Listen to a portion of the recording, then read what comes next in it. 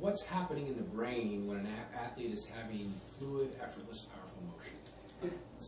Can we take that from the top when you're doing the diagram? Can we do that once more? I just want to make sure that, because I had to zoom out a little bit and reframe. Okay. Can we just? Sure. Let's see. I talked about alpha burst and it was after alpha burst. About focus. Yeah, we'll just take it from the top of that diagram. Okay,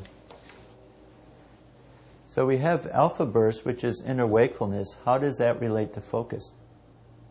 And to understand that, we should understand how the brain actually unfolds in motor performance. So here we have a picture of the brain. The brain's looking at me. These numbers here, 1, 2, and 3, are the three major components, brain components of the motor system. This line here is separating the back of the brain, which is where you have sensory information. This is where you see the world, from the front of the brain. And the front of the brain has two components. One is what sets up our motor performance, decides the sequential steps that you'll do.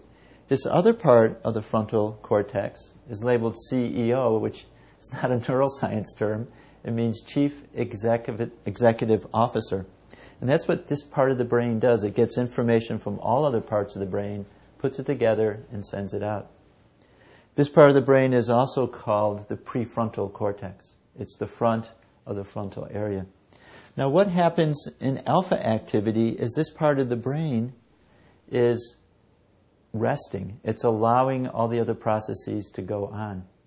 And so in terms of a motor performance, it's allowing the motor system to unfold as it's been practiced, through practice, been able to do. Just to take this through, this top part of the brain, the motor cortex, is what takes the sequences of steps, puts them together. It gets sent down here, chunked to the motor memory. It's called the basal ganglia. And then when you need to do something, the motor cortex sends for that chunk of response. If it's a tennis swing or if it's a baseball swing, all of the steps you're doing, the movement of your arms, the movement of weight from back to forth, that's all been chunked together here. The cerebellum helps to make it smooth. So what happens, when an athlete's motion breaks down? They've practiced this motion thousands and thousands of times. They know how to do it. They've seen it on video, there's no doubt. And all of a sudden they get in a game or in a crucial situation, the motion breaks down. What happens? And this lets us understand why motion might break down. Because you look at people in warm-up and they hit just one good ball after another. This motor system has been trimmed and has been refined through hours and hours of practice. What happens is the CEO can get in the way. This part of your brain, this is what creates all of this thinking, doubting, evaluating, questioning. That's what this part of the brain is for. It's like the boss. It's always to ask the big question. By analogy, imagine the boss is the coach on the ball team. And now what would happen if someone starts to swing and the coach says, "Swing through the ball"? It'll stop the motion. This is what's happening by analogy in the brain, as if in the process of starting the task, if the frontal lobes gets in there and say, okay, is my bat high? Is it low? How's my grip? Where's my weight? I have to keep my weight on my back foot. It's actually going to break down this smooth outflow. And on the other side, when the person is in the zone, what is happening is the CEO is not interfering. It's just allowing this overlearned process to unfold. So, when an athlete has a great experience, they have a great game, great series, whatever it is, quite often they'll say things like, everything just slowed down for me. I felt like everything was moving in slow motion, I wasn't thinking, and my motion was better than it had ever been. Is that tied into these processes in the brain? So how fluid motion is tied in with subjective experience, as many athletes report, time slows down.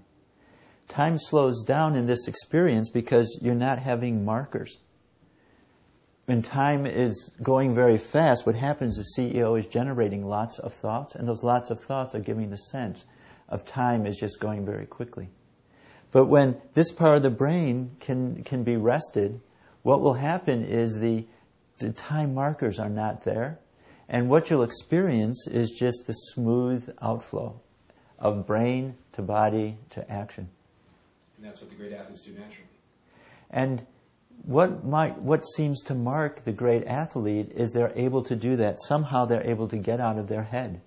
They're just able to let the motion unfold. If there were a program that could train an athlete to do this, how valuable would it be? So let us think, could you train an athlete to do this? Can you give them some techniques to actually have the frontal lobes doing something so that they can just allow the motor system to unfold and so they could get that feeling? Imagine how valuable that would be. Imagine what that would do for the whole athletic performance, because once this comes out, one person's not going to do it, but everyone will. And the whole interaction, the competition on the ball field will rise to a very high level. So in the 20th century, and up until the last few years, sports was about playing hard, training hard, all important components of sports, and just do it. And do you think that's going to change in the 21st century? Is there going to be more emphasis placed on the processes in the mind as being the more fundamental level of an athlete's performance? So here we are in the 21st century. Is the whole emphasis of training going to change from body to mind? We'll have to see what actually unfolds. But what athletes are saying is it's the mental game. Yogi Berra said 90% of the game is mental and the other half is physical. He was getting at that because he saw great players, physically strong, who had practiced the motion, they had the motion down, but what made the great player great was just their mental power. And it's not so much only the ability to focus, because that's important, but it's the ability to use the brain the way it's been designed to be used. The way the brain has been designed is to have a task, have a sequential response, chunk that, and just let that go naturally.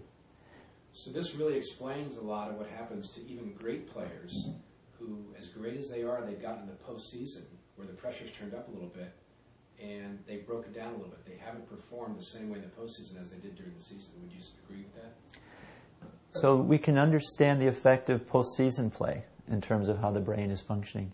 Because we're talking about the frontal area. What can happen is if you're under stress, the frontal area takes over. And so what there is this fine line between challenge and stress. Challenge is good. Challenge is what makes you really push as far and as hard as you can, and that's when your performance is best. Stress is when it's over the top. And what you need is a way to strengthen the brain so that you buffer the effects of stress. What happens in postseason, the ante is a little bit higher. Here it is, the seventh game in the World Series. Here we are playing your arch rivals. The stress is very high. And so the CEO, the boss of the brain, may think, I have to take over now. And so those times, particularly some technique to just allow the frontal areas to be active but not being involved in the motor performance, in the response, is what will be very successful.